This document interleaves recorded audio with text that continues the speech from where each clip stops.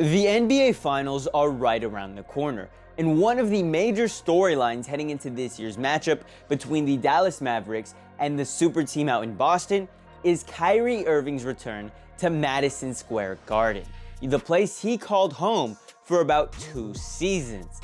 Now, one thing that's really intrigued me throughout this entire playoff run has been not only the public's perception of Kyrie totally flipping on its head, but mainstream media and how they've decided to cover Kyrie Irving. Because let me tell you, 2 years ago, Kyrie Irving is not being painted in the same picture if he is making this run with the Brooklyn Nets. Of course, nowadays, Kyrie Irving is seen as the media darling he once was.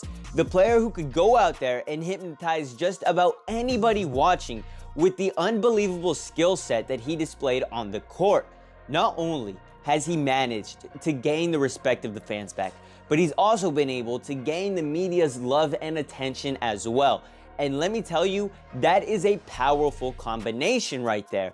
In just one playoff run with the Dallas Mavericks, it really feels like all of the hate and resentment that's been building up against Kyrie Irving for the past 5 years has slowly faded away. And before we continue on with this video, I just wanted to remind you guys to slow down, like the video, and subscribe to the channel. It really goes a long way. We're trying to reach 3,000 subscribers. I feel like we could do so if you subscribe.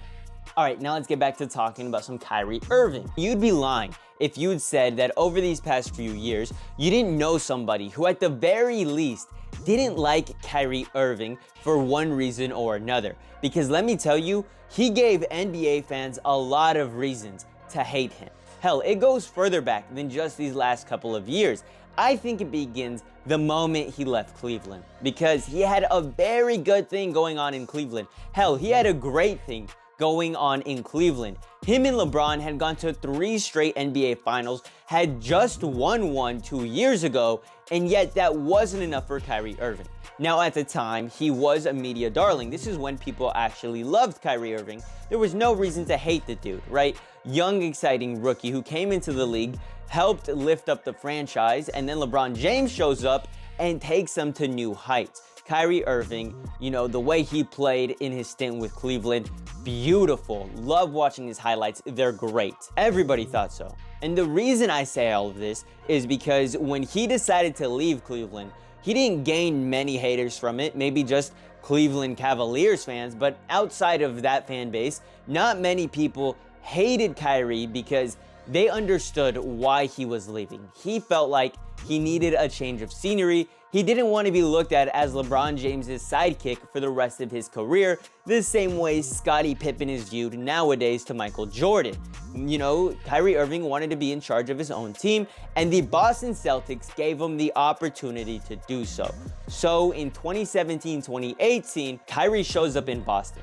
They win 55 games. Kyrie Irving averages 24 points, 5 assists, almost 4 rebounds, shoots 49% from the field, 40% from the three-point line, and the team is looking great heading into the playoffs. Kyrie Irving isn't there. Why? Well, he had to deal with injuries, so he missed the entire playoff run. The team still made it to Game 7 of the Eastern Conference Finals on the back of a rookie Jason Tatum. Could they have won the championship that year? Maybe. The Kevin Durant Warriors still existed, but who knows?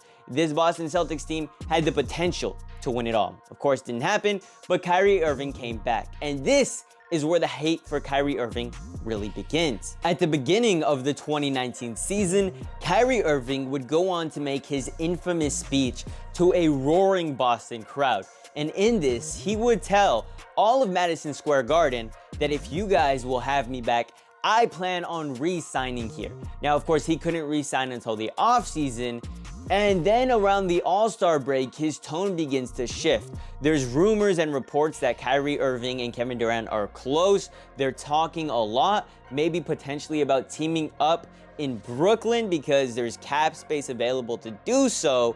And then when asked about his future at the All-Star game, he says, "I don't owe anybody shit. What I do with my life is my business, so it's none of yours." And this kind of begins to worry Boston Celtics fans. Like, what is Kyrie going to do here? Why would he be acting this way? And then the playoffs roll around. They meet up against the Milwaukee Bucks. Giannis Antetokounmpo is on a tear. Kyrie Irving is shooting some of the worst he has his entire career. Absolute stinker. And then when asked about it in Game 4, he says, who cares? Who cares? The expectations are going to be high. I am going to keep shooting the ball. This left a sour taste in many Boston Celtics fans' mouth. And then can you guess what he does in the offseason? Signs with Kevin Durant to the Brooklyn Nets. And it only gets worse. No, you thought he just pissed off the Boston Celtics fan base there? It gets 10 times worse. Now, in his first season with the Brooklyn Nets, well, there was no Kevin Durant because he had been dealing with the Achilles injury he suffered in the finals. However, Kyrie Irving did show up for about 20 games. In those 20 games, he'd go on to average 27 points, 5 rebounds, and 6.4 assists. He had been dealing with a shoulder injury that had kept him out for most of the year, and then when the bubble came calling later in the year, well, he declined. And at the time, it made sense. No one really knew about COVID. However, that didn't stop Kenny Atkinson, their head coach. He kept the team motivated, kept them playing, ended up finishing about 27 wins and 25 losses. The 7th seed, they get bounced early, and Kenny Atkinson is abruptly fired in March. Why? Well, some argue it's because Kyrie Irving hated the man, did not want him there, and was also pissed that he was starting Jarrett Allen over DeAndre Jordan. And looking back on it, that was stupid of Kyrie Irving, but whatever. And then in a later interview, Kyrie Irving would go on to say that Kenny was great for the group, but we didn't need somebody who was going to come in and put their coaching philosophy on everything that we were doing and change up the wheel. I needed somebody that was going to understand that I am a human being first. And what it sounds like is that Kenny Atkinson was too good of a coach for Kyrie Irving. Thus enters the second season. Now, his second season with Brooklyn was probably his best chance at winning it all there. Kevin Durant was back with his injury. Of course, he didn't play a lot of games, only 35, but he still was back on the team and he was healthy. They acquired James Harden, so now they've got a stacked three-headed monster. And then the first of many problems begin to arise in mid-January of 2021, where Kyrie Irving goes AWOL for a few days, and when he comes back, he says that he was very upset over the January 6th Capitol riot. Bullshit, whatever. Yeah, leave your team for a few days because of what happened in Washington. Anyway, Kyrie Irving, he comes back. The team's okay heading into the playoffs.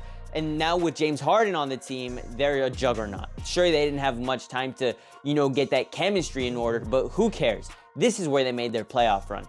All the way to the Eastern Conference semifinals, where they ended up going against the Milwaukee Bucks, the team that ended up sending Kyrie out of Boston. Well, can you guess what he did? He ended up sending Kyrie out of Brooklyn. If we're being honest though, the Brooklyn Nets probably would have won that series had it not been for Kyrie Irving going down with a sprained ankle and James Harden tweaking his hamstring. Hell, the series was so close that if Kevin Durant was a size shoe smaller, they would have been going on to the next round, and they definitely would have beat the Phoenix Suns in the finals had the Phoenix Suns still reached it.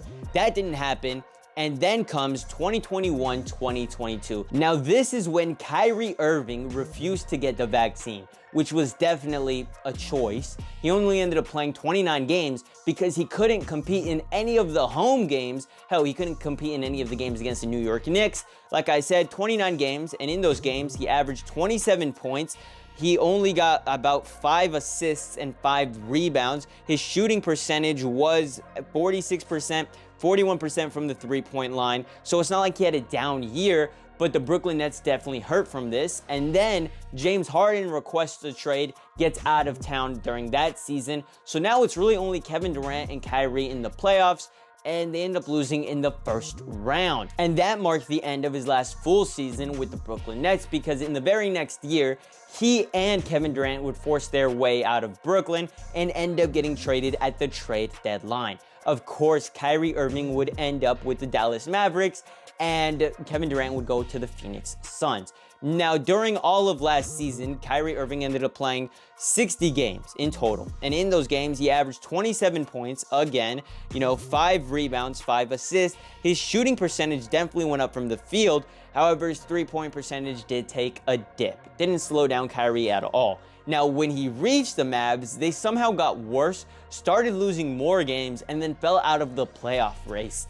I don't know how that happened, but at that very moment, once the Mavs started losing with Kyrie Irving, he was seen as a locker room cancer. First, it was Boston, then it was Brooklyn, then the Dallas Mavericks. It felt like everywhere Kyrie Irving went, the teams only ended up, getting worse by the end of it. And throughout all of that, the media, fans, they only grew to hate Kyrie Irving, whether it was what he did to Boston, or what he did to the Brooklyn Nets, or how he had hurt the Dallas Mavericks early on.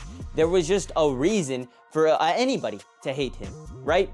And then this playoff run happens. Hell, this season happens with the Dallas Mavericks, where he goes on to play 58 games, almost wins Comeback Player of the Year. He was in the running. He averaged 25 points, 5 rebounds, 5 assists, 49% from the field is how he was shooting, 41% from the three-point line. I think it was safe to say Kyrie Irving was officially back.